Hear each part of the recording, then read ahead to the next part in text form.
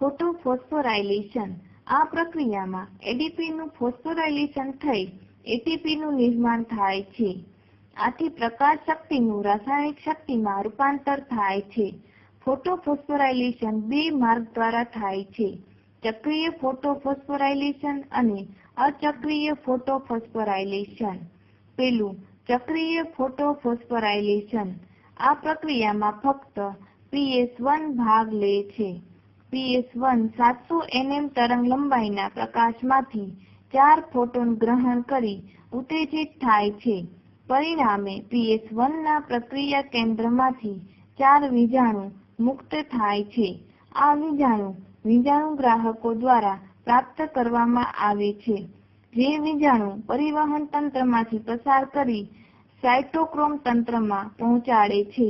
આ ક્રિયામાં વીજાણુ વહન દરમિયાન શક્તિ મુક્ત થાય છે, જેનો ઉપયોગ એટીપીના 2 અણુઓના સંશ્લેષણમાં થાય છે.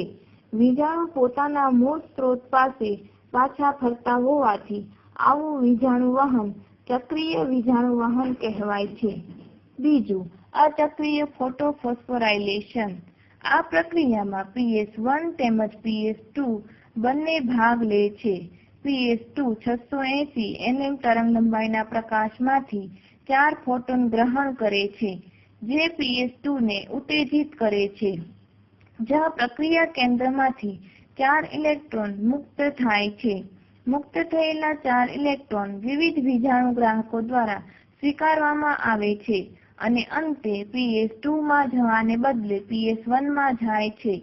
આમ PS1ના પ્રક્રિયા કેન્દ્ર ક્લોરોફિલના અણુઓ 4 ઇલેક્ટ્રોન PS2માંથી મેળવે છે. આ વહન દરમિયાન વીજાણુ શક્તિ વિવિધ તબક્કે થાય છે, જે એડીપીનું ફોસ્ફોરાયલેશન કરી એટીપીના નિર્માણમાં સંચિત થાય છે. તે સાથે જ પ્રક્રિયા કેન્દ્ર PS1માંથી મુક્ત થયેલા 4 ઇલેક્ટ્રોન 700 nm તરંગલંબાઇ ધરાવતા લાલ પ્રકાશ દ્વારા સ્વીકારાય છે. ત્યાંથી તે PS1 કે PS2માં ન જતા સૌપ્રથમ વીજાણુગ્રાહકો દ્વારા સ્વીકારાઈને ત્યાંથી NADPHના રિડક્શનમાં વપરાય છે.